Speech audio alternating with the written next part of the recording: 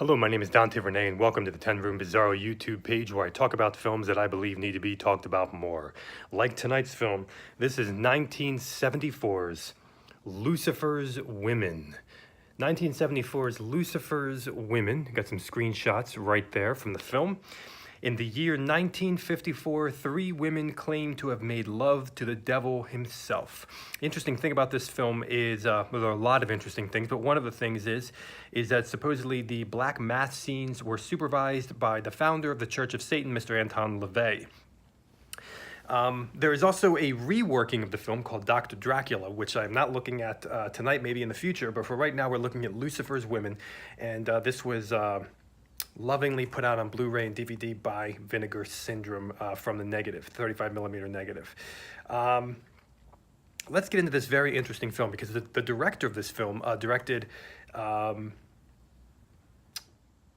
extremely interesting film that I looked at on this YouTube channel called China Girl, which really is quite a unique film. So let's look at this film directed by Paul Aratow.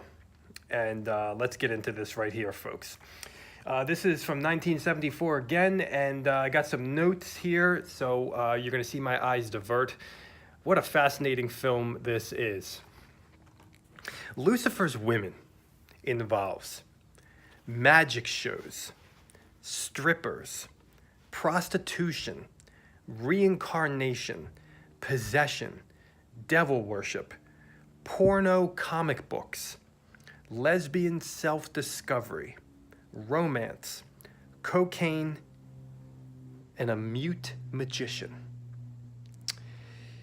We have a title song for the film.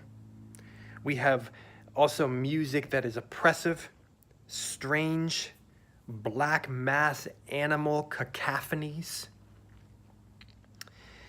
bizarre otherworldly pieces that erupt. It's a very interesting musical world for Lucifer's Women.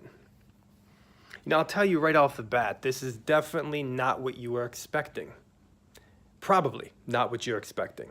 If you're the average, even exploitation fan, average horror fan, and you see the title, Lucifer's Women. Okay, Lucifer's Women, this sounds like it's going to be a kind of a 70s devil movie. Probably get some naked girls and, some devil worship, sleazy, some violence, some drugs. And this movie will really move your expectations away for the most part. Because this is a very unique beast here, folks. Very, very unique. We have real characterization in here, real relationships. The relationships are very interesting and very engaging. There's mystery, there's depth, there's complexity. You ask yourself, what am I watching? What am I watching? What am I getting myself into here? What is this? Because my expectations are now, they've now subsided and gone out the window. There's such an engaging face for the lead person in this film. My gosh, his eyes, his hair, his presence alone is, you cannot take your eyes off of him. And isn't that the best lead to have? I mean, shouldn't you populate your films with people that you just don't know why, but you can't take your eyes off of them? This is definitely one of those people. Definitely an occult film as well, with vibes of Last House on Dead End Street a bit, to me, by Watkins. It's seriously done. Lucifer's Women is seriously done in all of the outrageousness and tonal shifts and mystery. It's seriously done. And there are definitely tonal shifts in this film. We have class and elegance, which meets sexploitation and the occult, grindhouse evil. Did you get all that? Class and elegance meets sexploitation and occult grindhouse evil. Wow, what a mix.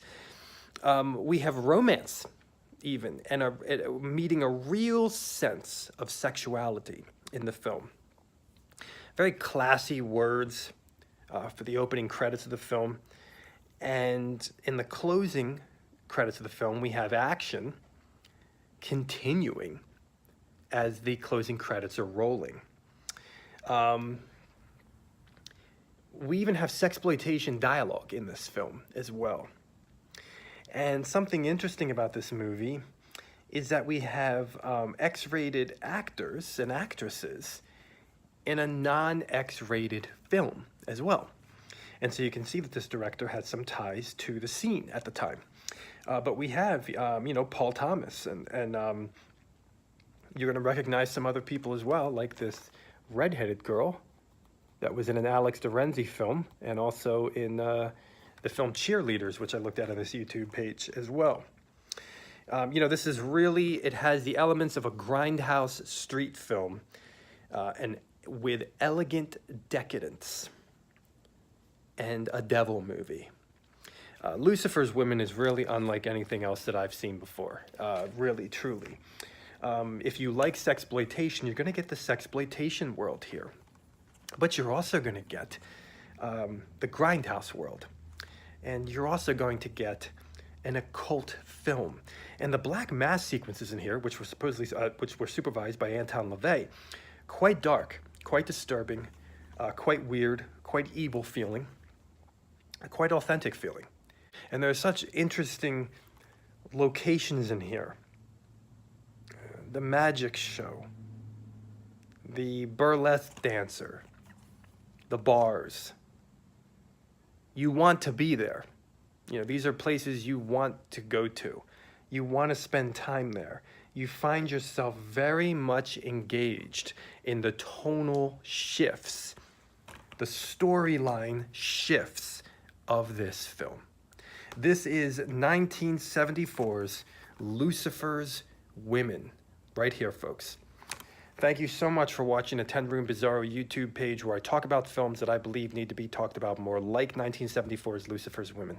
Please feel free to check out my own personal films at youtube.com/poopy diarrhea. That's Poopy. Thank you so much, and good night.